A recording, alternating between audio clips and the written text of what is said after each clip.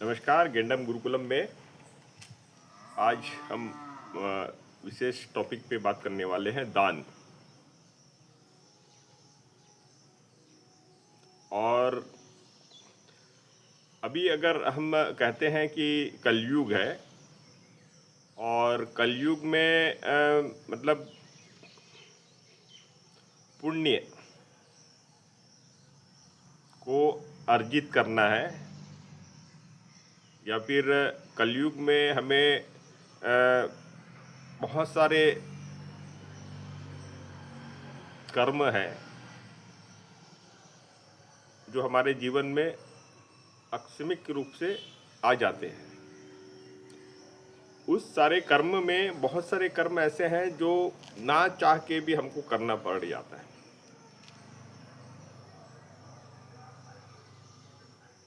और आज की आवश्यकता भी है। जैसे हम एक छोटा से उदाहरण लेते हैं कि व्यापारी बिजनेस करता है, 100 रुपये की वस्तु को कम से कम 500 रुपया तक में बेच देता है। अब इसे कैसे हम समझेंगे? भाई, कितना मुनाफा ले लिया, मतलब लागत का 5 गुना कमा लिया, तो क्या ये गलत है?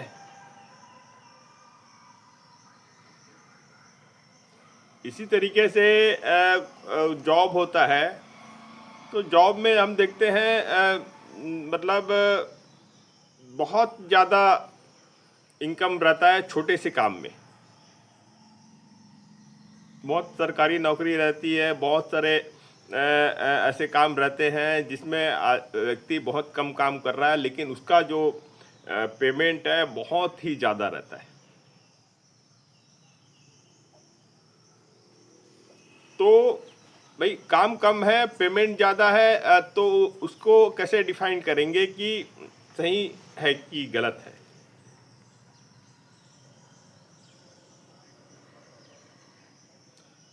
तो ये बहुत ही मतलब क्रिटिकल कंडीशन है कि मतलब हम अपने धर्म के साथ हैं या फिर धर्म के खिलाफ है। और आज की आवश्यकताएं ऐसी है कि हमको मतलब 5 गुना इनकम भी चाहिए। हम एक पद में बैठे हैं तो अच्छा सैलरी भी चाहिए। और समाज में अगर ये बात आती है तो ये नज़र आता है कि कुछ तो काम करता नहीं है, बहुत ज़्यादा कमाई कर रहा है।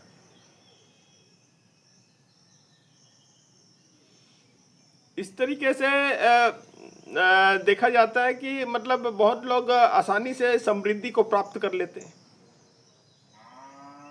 और बहुत लोग संघर्ष कर रहे हैं, उसके बावजूद भी उनको उतनी समृद्धि नहीं मिल रही है।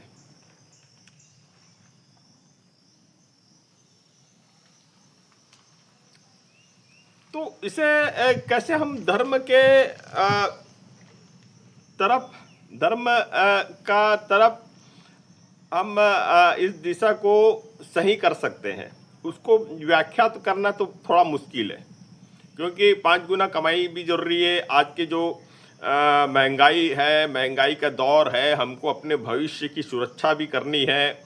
और ये सब अगर हम भविष्य पे आगे लेके चलते हैं तो आपको क्या लगता है, जो 5 गुना कमाया वो बचा पाया कि नहीं पाया?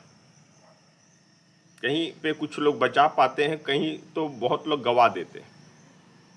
अच्छे अच्छे पद पे बैठे हैं, बाद में उनको बहुत ही ज़्यादा तकलीफ में दिन गुजारना पड़ जाता है। ये भी बात सही है। तो इसे कैसे हम मैनेज कर सकते हैं?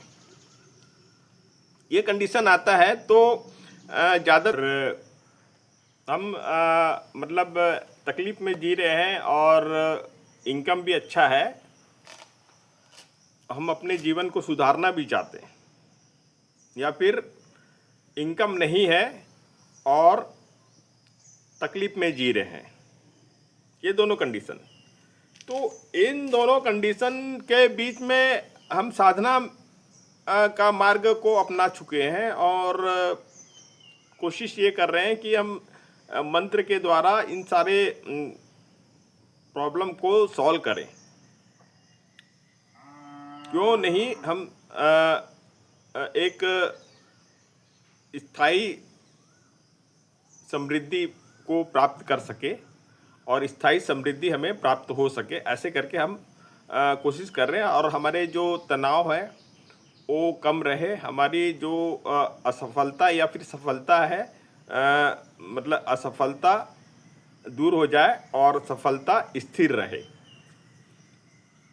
मंत्र कर रहे हैं, मंत्र की साधना, हम तो बहुत सारे मंत्र की साधना से संबंधित वीडियो बहुत बनाए हैं और कोशिश कर रहे हैं आप तक हर जानकारी हम सही तरीके से दे सके, ताकि आप मंत्र साधना में आपका कहीं पर कोई रुकावट ना रहे।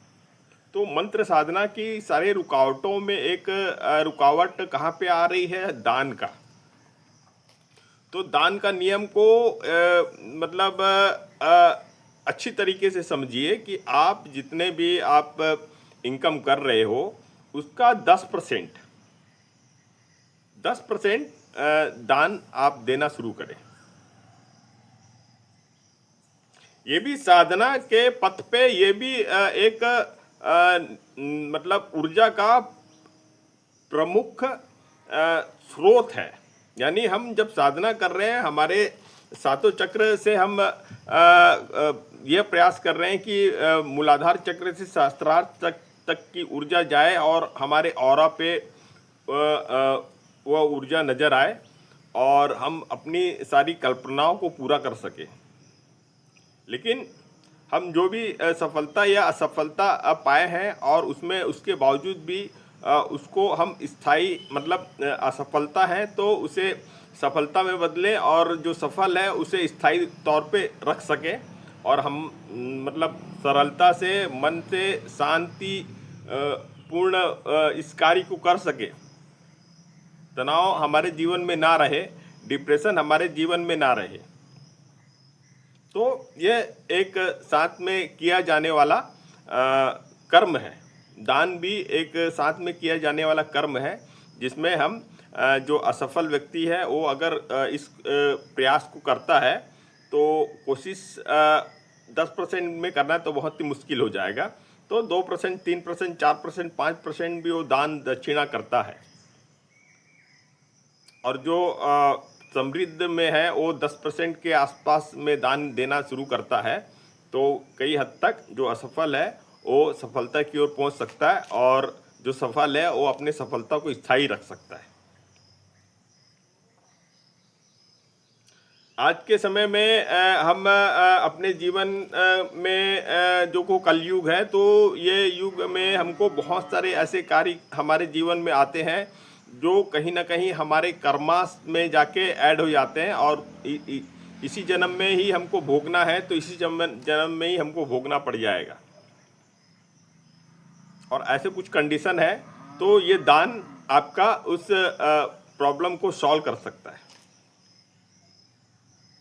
आप बोलोगे ये तो ऐसे हो गया कि हम जितना कमाए वो हमारा मेहनत का कमाई है, हम दान दे के हम क्यों उसे हमारी तो पैसे की बर्बादी ही हो रही है। तो ये आप जो आज के समय में अगर सोचेंगे तो यह पैसा की बर्बादी नहीं है, आपका समृद्धि की ओर बढ़ता हुआ एक कदम है। अब देखोगे बड़े बड़े उद्योग में बड़े बड़े कंपनियां कुछ अंश समाज कल्याण के लिए लगाती है और बड़े बड़े पद पे बैठे लोग, बड़े बड़े कंपनियां मतलब जो व्यक्तिगत जो उद्योगपति रहते हैं उन लोग भी दान दक्षिणा करते हैं। और कुछ धर्म में तो बहुत ही अच्छा मतलब नियम है कि उनका दान दक्षिणा से ही उनका जीवन शुरुआत होता है और वाकई उनकी सफलता हम देखते भी हैं। आप अपने शहर में भी देख सकते हैं, जो इंसान जैसे दान पुण्य ज़्यादा करता है तो उसका जीवन बहुत ही अच्छा रहता है। अहंकार की भावनाएं खत्म हो जाती है, मैं की भावनाएं खत्म हो जाती है। अहंकार मैं की जहाँ भावना खत्म हो गई, वो आपके के सातों चक्र पे नजर आएगा। आप बहुत ही ज़्यादा तरक्की कर चुके रहेंगे। तो कोशिश कैसे करना है, तो उससे शुरुआत कीजिए। जो भी तरीका आपको नज़र आता है, जैसे व्यापारी है, कोई गरीब आ रहा है तो उनको कुछ ना कुछ दें। कभी कभी 5 गुना हम कमाने के लिए बैठे हैं तो 5 गुना ही हम कमाना है, ऐसे नहीं। ऐसे व्यक्ति को आप कुछ छूट दे के भी आप उसका लाभ उठा सकते हो। इसी तरीके से कर्मचारी हैं, कर्मचारी भी आस पड़ोस में देखें कि कोई बच्चा पढ़ाई लिखाई में मतलब उसके पास कापी पुस्तक नहीं है क्या, ऐसे कुछ है तो उसे कुछ उपलब्ध कराएं। बच्चे लोग गणेश पूजा करते हैं तो गणेश पूजा में भी कोशिश करें कि दान मतलब कुछ ना कुछ चंदा दें, ताकि देखिए ये बहुत मतलब हम एक प्रकार से एक समाज में युवाओं को एक संगठन, एक नेतृत्व करने की शिक्षा दे रहे हैं। कैसे नेतृत्व करना है, वो भविष्य में वही नेतृत्व उनके जीवन में काम आएगा। अभी बहुत हद तक कम हो गया है। और दुर्गा पूजा हो गया, वो वहाँ पर भी कोशिश करें, सहभागी रहें। वहाँ भी कुछ ना कुछ डोनेशन दे सकते हो। इस तरीके से बहुत सारे भारतीय संस्कृति में बहुत सारे त्यौहार रहते हैं, तो उसमें भी कर सकते हो, और जो ज़रूरतमंद है उनको भी दे सकते हो। इस तरीके से अगर आप की भाव आपका बढ़ता है, आपका अहंकार, आपका मैं खत्म होता है। और जब साधना और दान का अगर हम दोनों को साथ में करते हैं, तो यह दान अदृश्य शक्ति को हमारी ओर आकर्षित करता है। हम मंत्र का सीधा कनेक्शन दान से है। मंत्र की साधना करते करते में आपको दान भी शुरुआत कर देना चाहिए, और उसका रिजल्ट आप मंत्र की साधना में आपको सामने सामने नजर आएगा। आपके पास दया की भाव आपके मन में, हृदय में जब बढ़ती है, तो हृदय तक का ऊर्जा सक्रिय हो जाता है। तो इस तरीके से हम मतलब कोशिश किए हैं कि आपको दान के बारे में समझा सके। और जितने भी नए साधक हैं व्हाट्सएप में संपर्क करें, हम अच्छी अच्छी जानकारी आप तक पहुंचाएंगे। देखने के लिए धन्यवाद। जय हिंद, जय भारत।